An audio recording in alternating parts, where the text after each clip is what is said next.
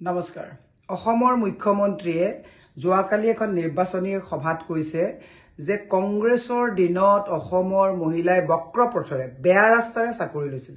মই অসম প্ৰদেশ মহিলা কংগ্ৰেছৰ দায়িত্বশীল এগৰাকী মহিলা সভানেত্ৰী হিচাপে মুখ্যমন্ত্ৰীক মই তীব্ৰ ভাষাৰে ভৎসনা আৰু গৰিহণা দিছো যে যি সকলে মহিলাই কংগ্ৰেছৰ দিনত চাকৰি লৈ বৰ্তমান চাকৰি কৰি আছে প্ৰত্যেকগৰাকী মহিলাক তেওঁ অপমান কৰা নাই নে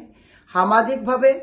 পৰিয়ালৰ সন্মুখত গোটেই অসমৰ সন্মুখত তাৰমানে কংগ্ৰেছৰ দিনত চাকৰি লোৱা মহিলাসকলক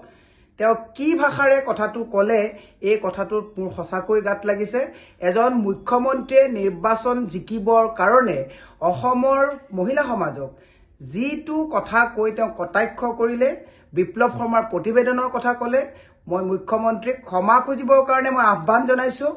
আৰু মুখ্যমন্ত্ৰীয়ে এনে ধৰণৰ নাৰী সমাজক লৈ বিকৃত মানসিকতাৰ যাতে ৰুচিবোধৰ যাতে প্ৰমাণ নিদিয়ে তাৰ কাৰণে তেওঁক সাৱধান আৰু সকিয়নি দিছো যে মুখ্যমন্ত্ৰীয়ে মহিলা সমাজক যিটো মানে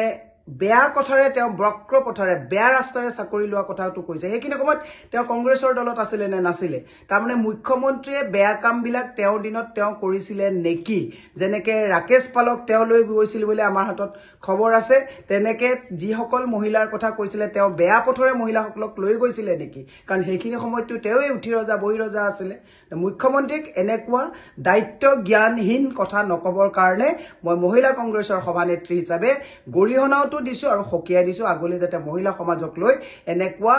তৃতীয় পৰ্যায়ৰ কোনো ৰুচি নথকা কথা কৈ মহিলা সমাজক অসন্মানিত নকৰিবৰ কাৰণে মুখ্যমন্ত্ৰী ডাঙৰীয়াক সকিয়াই দিছো